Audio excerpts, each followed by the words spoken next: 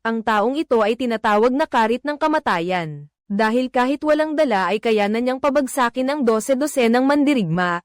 Ang suntok niya ay parang kagat lang ng lamok, samantalang ang mga sipa niya ay kasing lakas ng martilyo. Ngunit walang nakakaalam na ang bilanggo na ito, ang siyang tunay na nakatagong master. Higit pa rito, siya rin ang may hawak ng bakal na kamao na may napakalakas na kapangyarihan, na may matinding kasanayan sa pakikipaglaban at pilosopiya. Handa siyang harapin ang kahit sino. Kahit gaano pa karami ang kalaban, hindi siya nag-aatubili. Mag-isa niyang kayang harapin ang lahat ng kaaway, na nagpapangamba sa lahat. Ngunit mayroon pa ring nangangahas na humamon sa kanya. Kaya sino siya at paano ang kanyang paglalakbay sa pagtalo sa mga Japanese martial artist?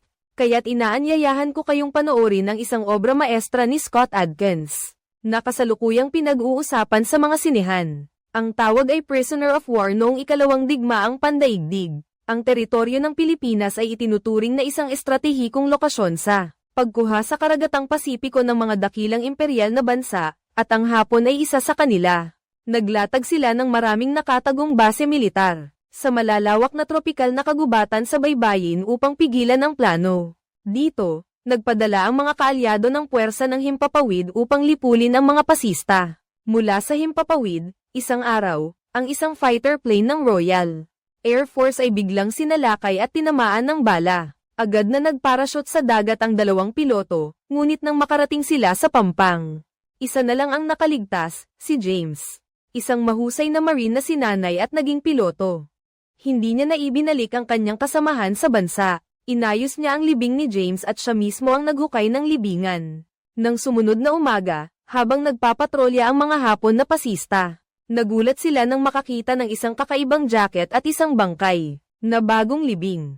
Alam nilang may mga kalyadong sundalo na nagtatago sa paligid, kaya naman agad silang naghiwa-hiwalay para maghanap. Alam ni James na papalapit na ang panganib kaya nag-ingat siya. Nang makita ng dalawang ito ang mga landmine, lalo silang nakasiguro na may mga sundalo sa paligid. Para ilihis ang atensyon ng dalawang iyon, ginamit ni James ang bato para magbigay ng distraction. Pagkatapos ay lumundag siya para harapin sila. Sa loob ng wala pang 2 segundo, napatumba na niya ang mga kalaban. Narinig ng mga nasa likuran ng ingay kaya agad silang sumugod. Kailangang magmadaling umatras ni James. Nang pagtakbo niya sa kakahuyan ng kawayan, napalibutan siya. Dahil may baril ang mga ito, hindi makalaban si James. Ang pinuno nila na nagngangalang Kung Ishida ay lumapit para utusan siyang ibaba ang armas at lumuhad. Wala nang magawa si James kundi sumunod. Inilabas niya ang baril niya, handa na siyang patayin siya. At sa sandaling iyon, nagbago ang isip niya. Lumabas na si Kung Ishida ay hindi naglakas loob na magdesisyon tungkol dito. Kaya naman, kailangan niyang dalhin si James sa kanilang punong himpilan para humingi ng payo sa kanyang nakatataas. Ang pangalan niya ay ito. Siya ay isang samurai swordsman. Ngunit ngayon ay naglilingkod siya sa emperador ng Hapon upang salakayin ang mga nakapaligid na bansa. Dito, ang ilang bilanggo ay naglalaro ng labanan ng gagamba para libangin ang sarili. Nang makita nila ang pagdating ni James, inakala nilang dinala siya rito para maging alipin. Nang lumabas ang commander na si ito, sinabi niya, "General ng imperyo, minamaliit mo ang mga Hapon. Ang tanga mo, dalhin mo siya sa kagubatan at pugutan ng ulo." Pagkatapos nito, si James ay inakay ng 3 gwardya para bitayin. Gaya ng ginawa nila sa maraming iba pang bilanggo, ngunit hindi nila inaasahan na sa pagkakataong ito ay nagkamali sila ng ginising. Nang inihahanda na ni Commander Kung Ishida ang kanyang pag-atake, nagpanggap si James na yumuyuko. Bigla siyang umiwas sa espada at pagkatapos ay sinipa pabagsak ang lalaking ito. At mabilis na pinatumba pa ang isa. Nang makuha ang sandata, mabilis na inasikaso ni James ang natitira. Sumugod si Kung Ishida gamit ang katana ngunit mabilis siyang inasikaso itong lalaking ito. Sa mismong sandaling iyon, may isa pang hukbo ang dumating. Kinuha ni James ang kutsilyo at muling tumakbo papasok sa kagubatan. Nakakita siya ng eroplano at sinubukan niyang tingnan kung aandar pa ito. Ngunit sumugod ang mga sundalong Hapon kaya umalis na siya. Pagkatapos tumakbo ng matagal, inakala niyang ligtas na siya. Ngunit muli siyang nasabit sa bitag na lambat. Hindi niya namalaya na nahulog na pala ang kutsilyo sa ibaba. Kaya naman, muli siyang nahulog sa kamay ng mga sundalong Hapon. Dinala pabalik sa kampo ng kapitan. Si Asahi ay dinala si James para makita si pinuno na si Ito at sinabi na, tumakas ang salbaheng ito at nahulog sa bitag, nasaan ang tatlong walang kwentang iyon. Pinatay sila ng lalaking ito sa kagubatan, nang marinig ito ni pinuno ito. Ay medyo nagulat sa tapang ng sundalong Ingles na ito, lumapit siya at hinablat ang kwintas, na may nakaukit na pangalan ng sundalo sa leeg ni James, pagkatapos ay kinuha niya ang isang bagay mula sa sinturon niya. Iyon ay ang badge ng bayaning piloto. Nang makita iyon, sinabi niya na kakaunti lamang ang nakakakuha ng badge na iyan. Dahil nanalo ka ngayon, pinapayagan kang mabuhay pa. Ngunit bukas, kailangan mo nang mamatay. Pagkasabi nito, inutusan ni Ito ang mga sundalo na dalhin si James palabas. Sinabi ng kapitan na si Asahi, General, hayaan niyo po akong patayin siya. Pinatay niya ang 5 tao ko. Ibig sabihin, dinuraan niya ang dangal ng mga Hapon. Bukas, siya ay mapapahiya at haharap sa isang masakit na kamatayan.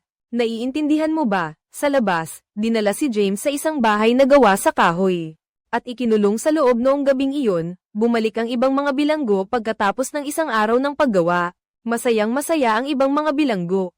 Nakipagkilala sa isang tao at hindi nag-atubiling ibigay sa kanya ang kama ng isang boss na binitay. Dahil sa pagtatangkang tumakas pagkatapos mag-usap, nalaman ni James na ang kanyang mga kasamahan sa bilangguan ay mga sundalo rin mula sa mga bansang kaalyado. Ipinakilala ni James ang sarili bilang isang piloto ng hari. Siya ay inatas ang magpakamatay upang suportahan ang mga kaalyadong puwersa upang sirain ang mga Hapones na pasista, ngunit sa kasamaang palad. Nasalanta na naman ang makina at ngayon ay nasa kamay na nila kami. Bukas ay mamamatay ako dahil pinatay ko ang 5 sundalong Hapon ngayon. Maliban na lang kung may magtuturo sa akin kung paano makatakas dito. Ang sundalong Amerikano na nagngangalang Collins ay nagsabing madali lang makatakas sa kulungan na ito. Ngunit ang problema ay napakalaki ng kagubatan at walang sino man ang mabubuhay sa labas. At sa huli ay babalik din dito at ang resulta ay pahihirapan nila kami hanggang kamatayan. Nang marinig ito, alam ni James na napakaseryoso ng sitwasyon. Nasa panganib ang kalagayan ni James. Kinaumagahan, nagising si James sa ingay ng pagsasanay sa martial arts. Pinagsasanay ng pinunong si Ito ang kanyang mga sundalo. Mabilis siyang na-corner at pinagtali, pinapagulong sa lupa. Sa arena ng kamatayan, dumating si Ito at nagbigay ng senadoryas. Inakala nilang ang mandirigmang ito ang papatay kay James. Ngunit sa halip, pinaluwag ang tali niya at hinayla pababa. Gusto ni Ito na mauna ang 3 bilanggo mula Malaysia na makipaglaban kay James. Sinabi niya na may balak tumakas itong 3. Ngayon, kailangan kong ipakita sa lahat ang parusa para maging halimbawa. Pagkasabi nito, inutusan ni Ito na lumabas ang isang mamamatay tao. Iyon ay ang Grim Reaper. Dahil kahit walang armas, madali niyang mapapatay ang kalaban. Sa arena na ito sa pinakamalupit na paraan. Nagsimula ang laban na 1 laban sa 3, sino mang sumugod ay agad na nasuntok. Pagkatapos, nagbigay pa ng isang sipa ang Grim Reaper sa kanya. Kung aatake pa ang 2 natitira, wala ring mapapala. Mabilis niyang pinatumba ang isa sa ilang suntok. At sunod-sunod na sinuntok ang isa pa sa mukha. Ang huling tumatakbo ay hinarang at tinapos ng karit. Sa susunod na laban, si James naman ang pagkakataon. Ang lalaking ito ay napakahusay sa pakikipaglaban. Ngunit pag-atake niya, agad siyang napatumba. Dahil dito, lahat ay napatanga sa pagtingin kay James. Sa ibang tingin, sinubukan niyang tumayo. Hindi nagpapatinag sa hamon ni Ito. Galit na inilabas ni James ang kanyang steel fist technique, na nagpatamba agad sa kanya sa lupa. Hindi makapaniwala si Ito sa kanyang nakita, napahiya. Labis siyang nagalit. Muling nagmungkahi si Kapitan Asahi na tapusin na si James. Dahil sa Bushido Spirit, hindi ko magagawa iyon. Sa huli, mamamatay din siya sa labas. Dinala ng ahente ng Amerika na si Collins si James para makilala ang isa pang bilanggo. Siya si Major Castor, ang commander ng puwersa ng mga Marine ng Amerika. Ngunit naambush siya at nabihag dito. Para ipagdiwang ang tagumpay ni James, nagdaos sila ng isang salo-salo. Gayunpaman, hindi makainom si James. Dahil ang alak ay gawa sa gasolina ng kotse. Lahat ay nagtaka kung saan siya nag-aral ng martial arts, kaya sumagot si James. Nagsanay ako ng mga kasanayan sa pakikipaglaban sa maraming lugar. Nang pumunta ako sa Hong Kong, nag-aral ako ng Jeet Kune Do ni Bruce Lee. Nang pumunta naman ako sa Thailand, nag-aral ako ng Muay Thai. Sa huli, sa Japan, nag-aral ako ng karate. Doon ako nag-aral at pinabalik ako ng gobyerno para magsanay sa puwersa ng Marine Corps. Gayunpaman, pagkatapos noon, nagustuhan ko ang pag-conquer sa himpapawid, kaya nag-aral din ako ng pagpapalipad ng eroplano. Ikaw ang nag-iisang nakaligtas nang makalaban mo sa ring ang kamatayan na nagwawala na parang bagyo nang pumasok si Captain Asahi. Inakay niya si James para ipakilala sa pinuno, at doon ay nagulat siyang makakita ng isang babaeng nurse. Pala, hindi lang lalaki ang naririto, kundi mayroon ding mga babae para pagsilbihan ang mga sundalong Hapon. Sa pagkakataong ito, sinabi ni ito na labis siyang humahanga sa kakayahan mong lumaban. May isang paraan para mabuhay, at iyon ay ang maglingkod sa emperador ng Hapon. Inakala nilang papayag si James, ngunit hindi siya ganoong tao na naghahangad mabuhay at takot mamatay, kaya, sumagot siya na mas gugustuhin pa niyang mamatay kaysa ipagkanulo ang bansa.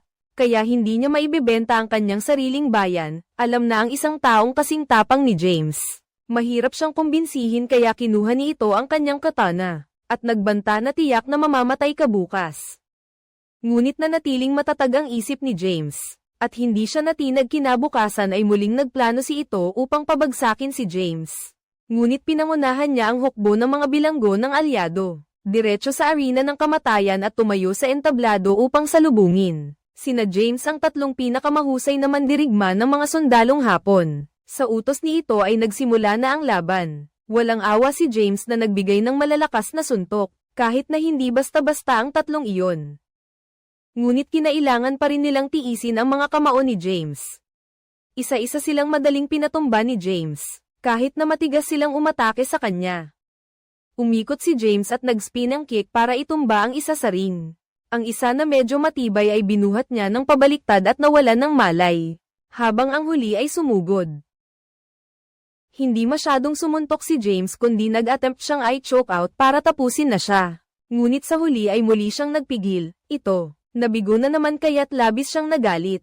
Tinanong siya ni Major Castor kung bakit hindi niya tinapos ang mga ito kaya't ipinaliwanag niya na sinusunod lang din nila ang utos ni ito. Sa sandaling iyon, nang tumingin siya sa labas ay nakita niya ang tatlong mandirigma na kanina ay binaril dahil pinahiya nila ang mga sundalong Hapon. Nang masaksihan ang pangyayaring ito, napagtanto ni James na balang araw ay mapapatay din siya ng isang walang awang tulad nito. Papayag na lang tayang ahente na si Collins ang magsasabi. Sa loob ng isang linggo ay ililipat tayo sa ibang kampo para maging alipin.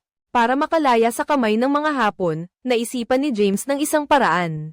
Sinabi niya na kailangan ko ng isang transmitter para makipag-ugnayan sa mga kaalyado sa dagat. Alam na may radyo sa bantayan kaya sa araw ng pagtatrabaho, gumawa sila ng plano pagkatapos ayusin ang mga sako para maging pader. Agad na nagtago si James sa loob para maiwasan ang pagkakita ng mga gwardya. Pagkatapos, nagkunwari ang iba na nakikipag-away sa ibang mga bilanggo upang magdulot ng kaguluhan. Ito ay nakakuha ng buong atensyon ng mga sundalong Hapon. Kahit ang nagbabantay sa tore ay bumaba upang sugpuin ang sitwasyon. Sa pagkakataong ito, mabilis na umakyat si James at kinuha ang kanyang radyo bago bumalik sa kanyang pinagtataguan. Nang bumaril ang isang sundalo sa ere, saka pa lamang tumigil ang mga bilanggo. Pagkatapos nito, lahat ay naghiwa-hiwalay at bumalik sa kanilang karaniwang sapilitang paggawa. Nang aalis na sana si James dala ang mga nakuha ng makasalubong niya ang isang nurse. Inakala ni Ana na sisiga ito, ngunit nang magbigay siya ng senadoryas, nanatiling tahimik ang babae at sinabing, isa rin akong bilanggo. Sa sandaling iyon, may isang gwardya na sumugod, ngunit nagbibiro lang pala siya kay Ana. Dahil sa pagtutol, sinuntok siya ng lalaki ng ilang beses bago umalis. Nang ligtas na sila, agad na itinago ni James ang radyo sa sasakyan ng pagong. At kasama ang kapwa bilanggo, itinulak ito pabalik sa selda. Nang gabing iyon, sinubukan ni James na ayon ang radyo para makipag-ugnayan sa barko sa daigdig sa dagat ngunit pinigilan siya ng isang kapwa bilanggo dahil masyadong malayo. Bukod pa rito, mayroon ding dosenang radyo dito. Kung marinig ng mga sundalong Hapon ang kanyang panawagan, lahat sila ay mamamatay. Makatwiran kaya naghintay na lang si James ng pagkakataon. Kinabukasan, tinipon ng pinunong si ito ang lahat ng bilanggo sa arena ng kamatayan at sinabing, Nakita ko na may dalawang nagtangkang tumakas kagabi. Sa kampo pagkatapos ay bumalik dito, pagkatapos niyang magsalita ay itinuro niya ang isang lalaki. Agad namang hinailan ng mga gwardya ang lalaki sa entablado. Binalaan ulit ni ito na kung gusto niyang mabuhay, hindi siya dapat magsinungaling.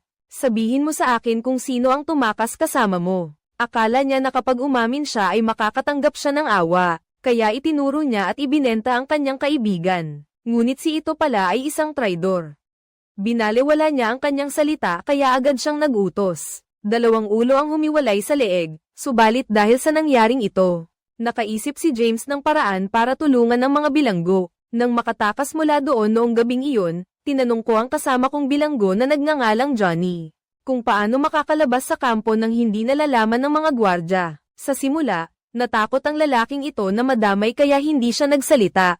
Pagkatapos ay nagbanta siya, sinabing malinaw na malapit siyang kaibigan ng dalawang pinatay. Sa umaga, gusto ko lang lumabas para humanap ng paraan para makipag-ugnayan sa aircraft carrier. At iligtas ang lahat mula rito. Nang makumbinsi, sa wakas ay nagsalita si Johnny. Hindi mahirap tumakas. May isang blind spot na hindi nakikita ng mga gwardya sa tore. Sumunod sa utos ni Johnny, si James ay kumilos ng mag-isa noong gabing iyon. Inilagay niya ang sapatos sa kama at nagkunwaring natutulog sa ilalim ng kumot. Pagkatapos, nang dumaan ang gwardya para magpatrolya sa lugar na ito, agad niyang inangat ang mga tabla para makadaan palabas. Maingat niyang ibinalik ang mga ito sa dati nilang pwesto at mabilis na gumapang. Sa likurang pinto, gumagalaw sa ilalim ng tore ng bantay, upang maiwasan na matuklasan ng mga gwardya sa itaas. Tahimik na tumakbo si James patungo sa likuran ng pinakamataas na bahay. Dito para maging panangga, naramdaman niyang ligtas siya kaya binuhat niya ang sako at gumapang sa bakod na may barbed wire. Matagumpay na nakalabas ng ligtas. Agad siyang pumunta sa pinakamataas na lugar. Mula rito, nakita ni James ng diretso ang dagat at natukoy ang barko ng base militar ng Amerika, ngunit nang buksan niya ang radyo para makinig, isang kakaibang wika ang narinig niya. Ito pala ay military code ng hukbong Amerikano. Kaya wala siyang naintindihan at napilitan siyang umatras. Sa bahagi ng kampo, nagsimulang pumasok ang mga gwardya sa selda para tingnan ang bilang ng mga bilanggo. Tiningnan niya kung may tumakas o wala, at pumunta sa kama ni James. Nang hindi niya makita ang anumang kilos, naghinala siya, ngunit nang baklatin niya ang kumot, nakita niya ang mga sapatos. Inakala niyang mahimbing na natutulog si James sa kama, kaya umalis na siya. Sa daan pabalik, nakita muli ni James ang lumang eroplano. Nang suriin niya ang paligid, napansin niya na mayroon pala itong lalagyan para sa cable. Naalala niya ang paraan ng pagsagip sa sirang eroplano na madalas ginagamit ng militar. Agad na may naisip si James. Agad siyang sumampa sa barbed wire fence para bumalik sa kampo. Buti na lang at walang nakapansin nang makapasok siya.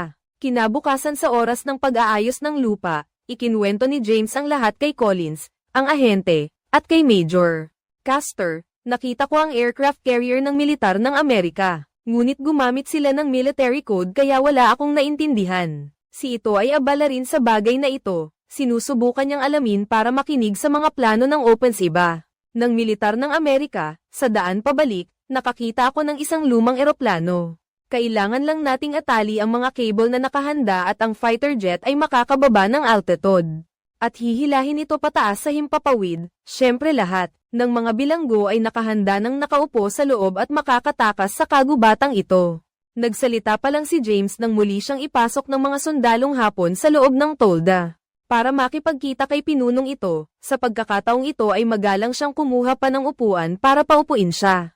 Itinatanong ni ito kung naiintindihan ba niya ang military code ng Amerika. Ako ay sundalo ng hari, paano ko malalaman iyan? Kung gayon, tanungin mo ang mga Amerikano sa selda kung alam nila. Siyempre walang sino mang gago ang magpapakita niyan. Tsaka bakit ko ba kailangang sundin ang utos mo? Kung tutulungan mo ako, magkakaroon ka ng paraan para mabuhay. Anong silbi ng mabuhay kung ang bayan at bansa ay sinasakop ng mga pasista? Handa akong mamatay para sa bayan, naiintindihan mo ba? Kung gayon, bukas ay kailangan mong magpatuloy sa pakikipaglaban. Ang ikinababahala ko lang ay kung wala kang sapat na malakas na mandirigma. Nang marinig ito, hindi na nakapagsalita pa si ito kaya agad siyang nag-utos na dalhin si James palayo.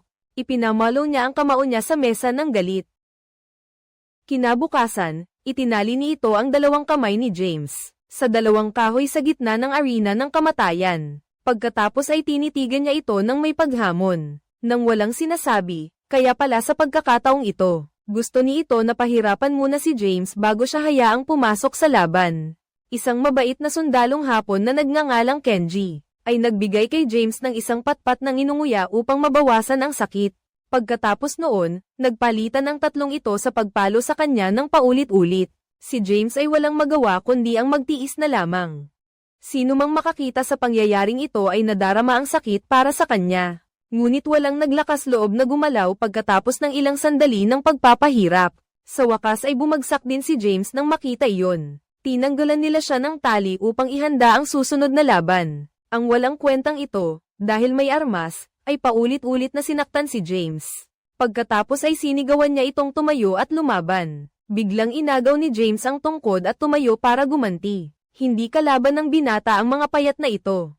Kaya't sila ay pinagpapalo hanggang sa hindi na sila makabangon. Isa-isa, tinanggalan ni James ng armas ang mga ito at pinaupo sa lupa. Pagkatapos ay pinagpalo ng malalakas na hampas. Hindi siya nagpakita ng awa sa pag-atake. Sinubukan niyang gumanti ngunit wala siyang magawa. Ibinagsak siya ni James at sinakal gamit ang tungkod, tinangkang tapusin ang buhay nito. Ngunit nang makita niya si ito, ay muli na namang pinatawad ng lalaki ang kalaban. Nang makita iyon, binali ni Kapitan Asahi ang stock ng baril kay James. Muli na namang dinaya ng lalaking ito ang dangal ng mga sundalong Hapon. Sa sobrang galit, sumugod si ito sa ring ng buhay at kamatayan.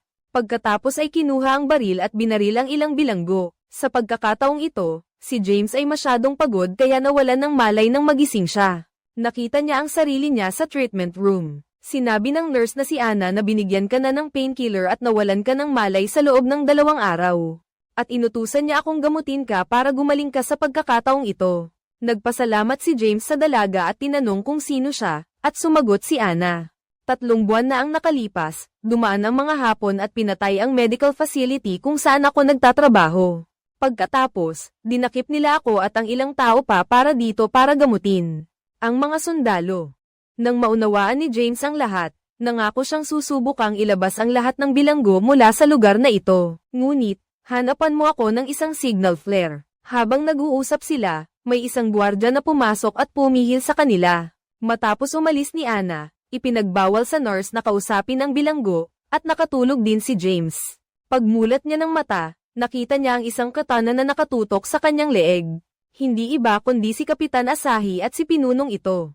Nagtaka si James kung bakit hindi na lang siya pinatay nito kundi ginamo pa. Nang gumaling na siya, doon naglabas ng saloobin si ito. Sa totoo lang, labis akong humahanga sa iyong kakayahan.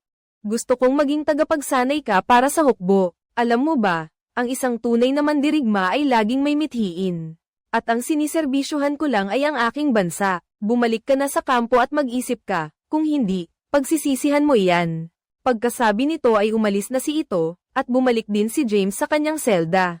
Sinabi niya na kailangan nating isagawa ang plano para makalabas dito. Sa lalong madaling panahon, sasamahan kita. Noong gabing iyon, nagplano sina James at ang Amerikanong ahente na si Collins na tumakas sa kampo. Matapos magmasid, napansin nilang dalawa na nag-i-inhuman ang mga gwardya.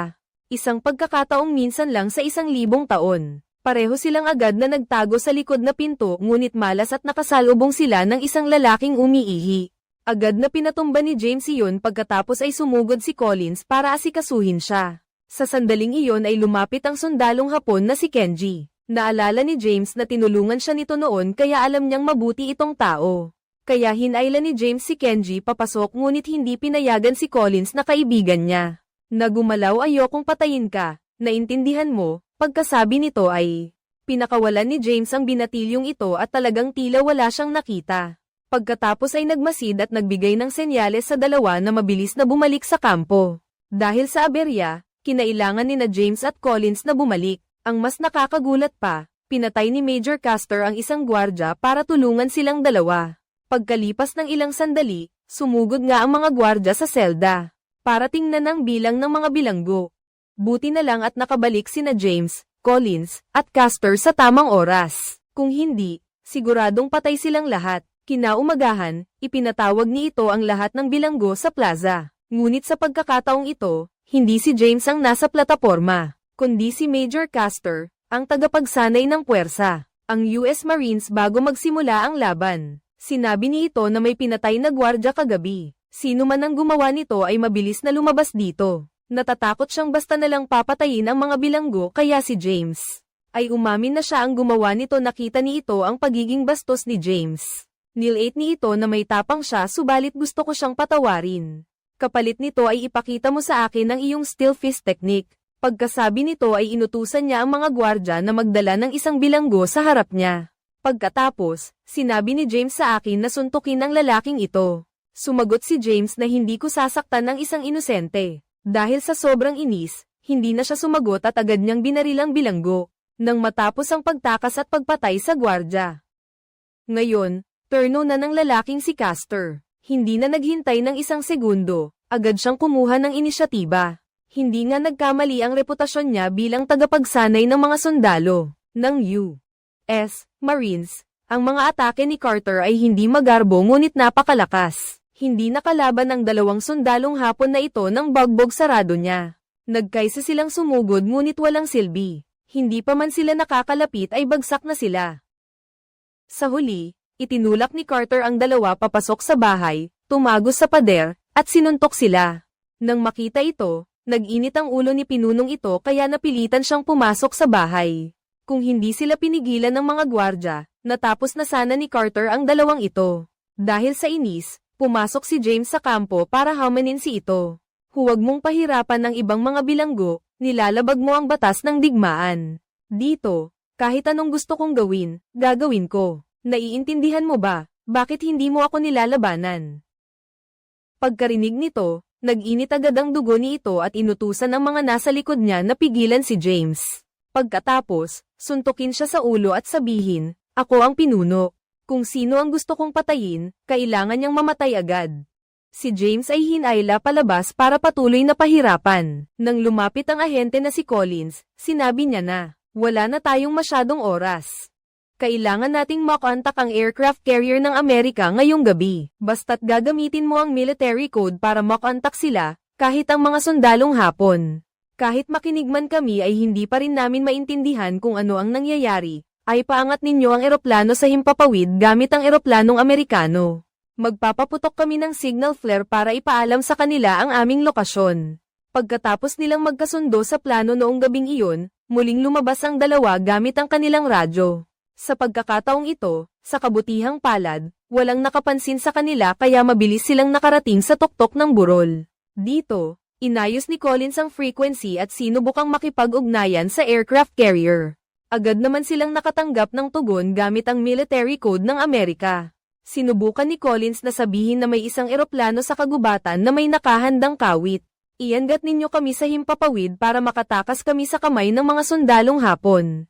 Magpapaputok kami ng flare para matukoy ang lokasyon. Makinig kayong mabuti, ito ang nagpapasaya sa kanilang dalawa. Pagkatapos nito, agad silang bumalik sa kampo. Ngunit nang bumalik ang dalawa sa selda, ay wala na silang nakitang tao. Pagkatago pa lang nila ng radyo sa sulok ng pader, ang mga sundalong Hapon ay sumugod at agad silang kinontrol ng walang sinasabi, at pinagpapalo ng baril. Nang magising si James, nakita na niya ang sarili niya at ang kaibigan niyang si Collins, ay nakatali sa isang silid. Inaatake ang lugar ng mga eroplano kaya napakalaking kaguluhan. Biglang dumating sina Ana at ang kaibigan niyang nurse. Pagkatapos ay agad niyang tinanggal ang mga tali ni James at sinabing ang eroplano ng mga kaalyado ay bumabagsak dito, si ito ay baliw na at pinapatay ang lahat. Nang malaman ang sitwasyon sa labas, agad na nagplano si James upang mailabas ang lahat ng bilanggo mula sa lugar na ito. Kailangan nating makuha agad ang radyo para makipag-ugnayan sa eroplano. Ang mga fighter jet ng Amerika, at mas maganda pa, ninakawan ka ni Ana ng isang signal flare. Pagkatapos nito, agad na naghanap ng daan pabalik ang apat na tao sa selda para kunin ang radyo. Sa oras na iyon, ang mga sundalong Hapon ay nagsisikap na patayin ang mga bilanggo. Tumakbo siya papasok sa bahay ngunit malas dahil nasira ang radyo dahil sa pambobomba. Bukod pa rito, nang lumingon siya ay nahuli siya, salamat sa Diyos. Isang eroplanong pandigma ang lumipad at naghulog ng isang bomba sa dalawang sundalong Hapon. Nakaisip si James ng paraan, iyon ay ang kumuha ng isa pang radyo mula sa tore ng bantay. Balak niyang sumugod at makipaglaban hanggang kamatayan sa gwardya sa tore. Ngunit pinigilan siya ni Ana. Kinuha niya ang kutsilyo at sinabing, "Pakiusap, magtiwala ka sa akin." Pagkatapos nito, lumabas sina Ana at ang anak mo para humingi ng tulong. Nakita ito ng gwardya at bumaba, ngunit tinusok siya ni Ana sa leeg bago sumugod at sumaksak. Sinamantala iyon nina James at Collins para umakyat sa tore at kunin ang radyo. Nang hawak na nila ang komunikasyon, agad na ipinaalam ni Collins sa US Air Force na dumating para magligtas. Ayon sa plano, sa lokasyon ng pagpapaputok ng signal flare, sa ibaba, ang mga sundalong Hapon ay nagsasagawa ng madugong pagpatay. Nang maghahanda na silang isagawa ang ikalawang pag-atake, si James agad na pinroseso ang ilang mga bilanggo. Ang kaguluhang nilikha ay nagbigay daan sa mga bilanggo na tumakas. Mabilis ding tumakas sina James at Collins. Ang isa pang kasamang bilanggo na nasa panganib ay tinulungan ng kapwa bilanggo, si Johnny na nagbigay ng tulong. Si Collins naman ay hinarap si Kapitan Asahi. Ngunit siya ay medyo malakas kaya't pinatumba ni Collins, nang inilabas nito ang kutsilyo. At nagtangkang tapusin ito. Ngunit sa kabutihang palad ay dumating si Major Castor para iligtas siya. Sumugod na may dalang kutsilyo para umatake pero hindi nagtagumpay. Si Asahi ay mabilis na nakaiwas sa atake at nagpatuloy pa sa pagpapakawalan ng mga suntok. Muli, naglunsad si Asahi ng isang chokehold. Ngunit si Castor, na napakalakas, ay nakabangon, pagkatapos ay binuhat ang kalaban at ibinato. Nang malakas sa lupa. Sinubukan ni Asahi na sumugod, ngunit nahuli at paulit-ulit na sinuntok. Nang sinubukan ni Castor na tapusin siya, siya ay tinamaan ng bala mula sa malayo. Sa kabilang panig, si James ay may dalang baril at sumugod diretso sa kampo ng pinunong si ito. Nakita niyang nakaupo na siya roon. Naghihintay siya kay James. Inabot ni ito kay James ang isang katana para maglaban sila. Si James, naglaro ng patas at binitawan ng baril para makipaglaban sa kanya. Dahil isa siyang samurai, si ito ay lubos na nagtitiwala sa kanyang kakayahan sa paggamit ng espada. Ngunit hindi niya alam na si James ay magaling din dito. Mahusay din ang kanyang kasanayan sa paggamit ng espada. Sa kanyang kakayahan sa pakikipaglaban, mabilis na nakuha ni James ang espada ni ito. Masama ang laro niya, nagtangkang magbunot ng baril para barilin siya, pero si James ay nag-ingat. Umiwas siya sa bala at pagkatapos ay niyakap niya ito palabas. Habang sinasapak niya ang demonyong ito, dumating si Collins at hinayla si James. Sumunod sa plano, nakalabas na rin sina Ana kasama ang kaibigan niyang preso at si Johnny sa labas. Sumunod din sina James at Collins sa daan na ito patungo sa eroplano. Ang kapitan na si Asahi ay nagtangkang habulin sila, ngunit pinigilan siya ni ito. Mayroon pa siyang kaunting dangal ng isang mandirigmang Bushido. Dahil wala nang maraming oras, mabilis na inilabas ni James ang lahat sa lugar ng pagtitipon. Dito, agad siyang nagtanim ng 2 patayong poste. Pagkatapos ay ikinabit ang cable sa itaas at ikinabit sa dulo ng eroplano. Gumawa ng hook para hilahin sa tamang oras na ito si Collins.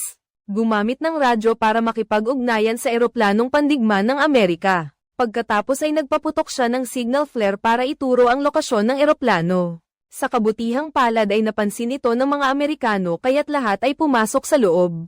Sa oras na iyon ay nakahabol na rin ang mga sundalong Hapon ngunit nakapagpaputok ang eroplanong pandigma ng Amerika para makatulong.